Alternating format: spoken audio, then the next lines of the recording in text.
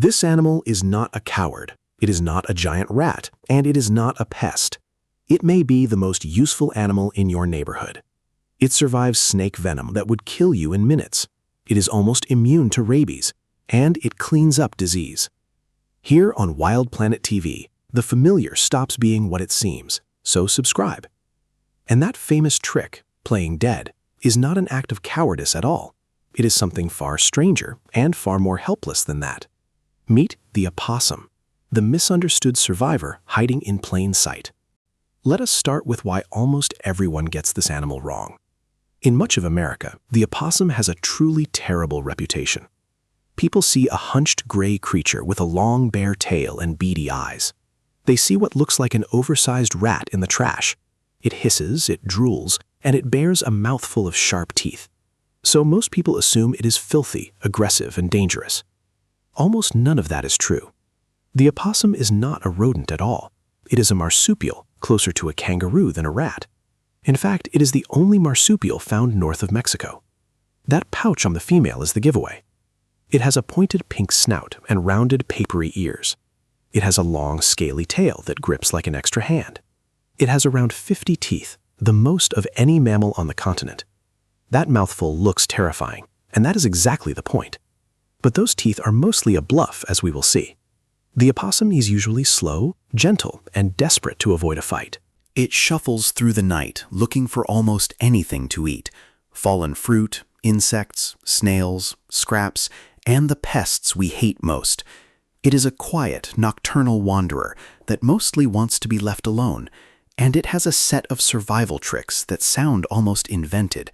The most famous is the one it cannot even control. You have surely heard the phrase, playing possum.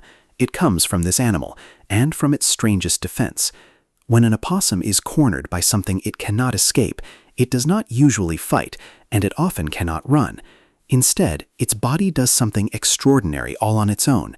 It collapses, as if struck down where it stands. Here is the part most people get wrong. The opossum is not choosing to lie there and act. This is not a clever performance. It is closer to fainting. Overwhelmed by terror, its nervous system simply flips a switch. The animal keels over into a rigid, comatose state. Its body stiffens, its mouth falls open, its tongue lolls out. Its eyes glaze over, and its breathing drops to almost nothing. And then it makes itself as revolting as possible. It releases a foul, greenish fluid with the stench of rotting death. To a predator, it now looks and smells like a corpse days old. Most hunters want fresh prey they have killed themselves. A rotting, oozing carcass is deeply unappetizing, so they lose interest and leave. The opossum can stay locked in this state for minutes or even hours. It cannot snap out of it on command, no matter the danger. It must wait until its body decides the threat is gone. It is one of nature's most convincing and most involuntary illusions. To really understand the opossum, you have to look at its family. Marsupials are the pouched mammals, an ancient branch of life. Their ancestors were scurrying around in the age of the dinosaurs.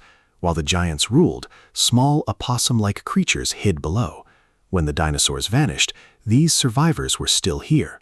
The opossum today has changed remarkably little in a very long time. It is, in a real sense, a living piece of deep history, and its way of raising young is wonderfully strange.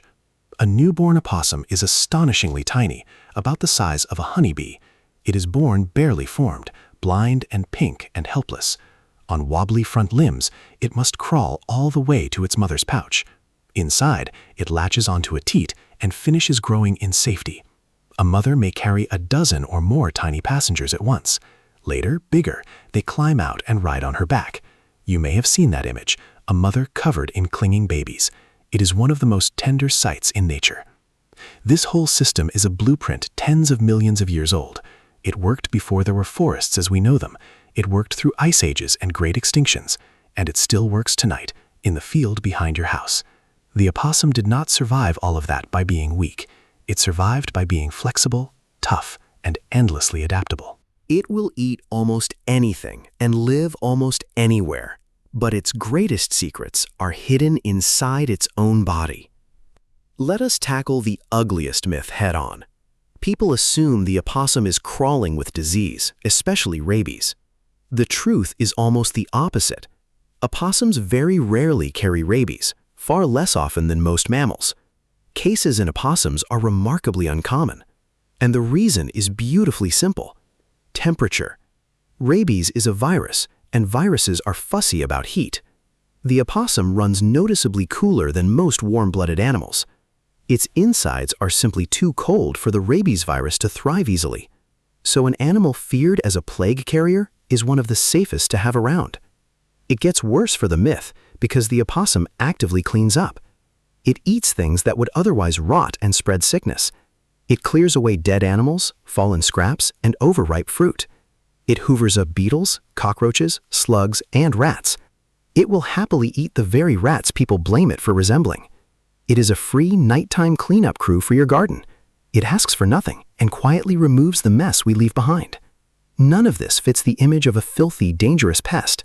The opossum is closer to an unpaid sanitation worker, one that is also strikingly resistant to disease.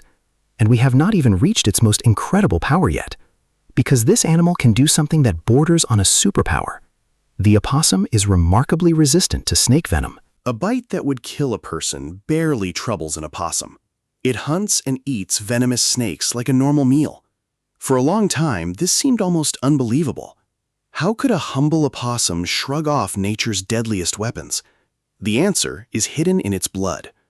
Opossums produce a special protein that hunts down and neutralizes venom. Scientists call it a lethal toxin neutralizing factor. It grabs the dangerous molecules in the venom and switches them off. And here is the astonishing part for us. This protein does not only work against the venoms the opossum meets. In the laboratory, it has neutralized a startling range of different venoms. It has even shown promise against venoms from snakes it would never meet. Researchers are now studying it as the basis for a universal antivenom. Today, antivenom is expensive, fragile, and hard to get where it is needed most. A cheap, broad treatment inspired by it could save thousands of lives. Every year, snakebite kills and maims enormous numbers of people. Most of them are poor, rural, and far from good hospitals. And a scruffy backyard marsupial might hold part of the answer. The animal we treat as vermin could end up rescuing us. If that flips how you see this creature, comment the word venom below, because its usefulness does not stop at medicine. The opossum has one more job that people love to celebrate. You may have heard that it devours huge numbers of ticks. For years, a popular claim said a single opossum eats thousands of ticks a season. It comes from the fact that opossums are meticulous groomers. They spend hours cleaning themselves, and they do eat ticks that latch on. Now, I have to be honest with you, the way this channel always tries to be. More recent research has cast serious doubt on that giant tick number. Some studies struggle to find many ticks in opossum stomachs at all. So the exact figure is genuinely disputed, and we should not repeat it as fact. But the bigger point still stands strongly.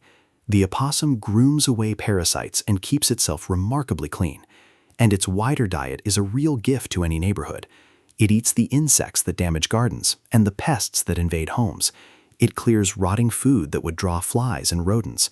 It even eats things like snails and beetles that gardeners despise. Wherever an opossum patrols, it quietly tidies the ecosystem. It is a gentle generalist doing unglamorous, essential work. It does not swarm, raid in packs, or spread through a house. A single opossum simply wanders through, cleans up, and moves on. Compare that to the animals we happily tolerate, and it starts to look like the best neighbor on the block. It is doing free, honest work while wearing the face of a villain. If that seems unfair to you, share this video and help fix its reputation, because the unfairness runs even deeper than a bad look. For all those fearsome teeth, the opossum is a coward by design. Sorry, not a coward, an absolute pacifist. It would almost always rather flee, freeze, or faint than fight. When it hisses and shows all 50 teeth, it is usually bluffing. It puts on a scary face precisely so it never has to bite. Opossums very rarely attack people or pets. They are not looking for trouble, only for their next quiet meal. They are also unusually resistant to many other toxins in their environment. This is a body built to endure the world, not to conquer it. And yet the opossum pays a heavy price for its hard life. It lives fast, and it does not live long. Most opossums survive only a year or two in the wild. They age quickly, and their brief lives are full of danger. Cars, predators, cold, and hunger take a constant toll. This is not a pampered creature living an easy existence. It is a short, fierce struggle, met with patience instead of aggression. The opossum endures cold nights, empty stomachs, and constant threats. It does all of it without malice and without complaint. It just keeps shuffling forward, cleaning, surviving, and asking for nothing. When you learn all this, the ugly face starts to look different. You begin to see a resilient, ancient, gentle animal, one that has been quietly helping us while we recoiled from it. So let us put the whole picture back together. The opossum is not a giant diseased rat. It is an ancient marsupial that outlived the dinosaurs' world. It is one of the safest animals around for rabies. It can neutralize venom that would end a human life. It may help science create antivenom for the entire planet. It cleans up rot, pests, and parasites for free every single night. And its most mocked behavior is not cowardice at all. Playing dead is an involuntary collapse it cannot choose or stop. It is the ultimate surrender, offered by a body trying to survive. There is something almost noble in that. An animal so set on avoiding violence, it will mimic its own death. We built an entire insult around that behavior, playing possum. But maybe it was never weakness we were looking at. Maybe it was a kind of patient, stubborn genius for staying alive. The opossum does not need us to like it. It will keep doing its quiet work whether we notice or not. But it certainly deserves better than our disgust. So the next time your porch light catches those beady eyes, try to see past the ragged fur and the nervous hiss. You are looking at a survivor from the age of giants, a humble, helpful ghost that has earned its place in the dark. The opossum rewrites what an unwanted animal can be. Feared for disease, it fights disease. Mocked as a coward, it simply endures.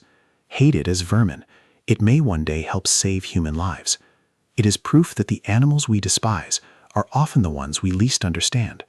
And speaking of animals we love to look down on, the next one is everywhere. We are going to talk about the pigeon. The bird you step around in the city, dismissed as a flying rat. In truth, it is a navigational genius that once carried messages through wars, a hero we decorated, then forgot, and learned to despise. That story is next, and it will change how you see every city street. So subscribe, and let us keep turning the animals you dismiss into the ones you admire.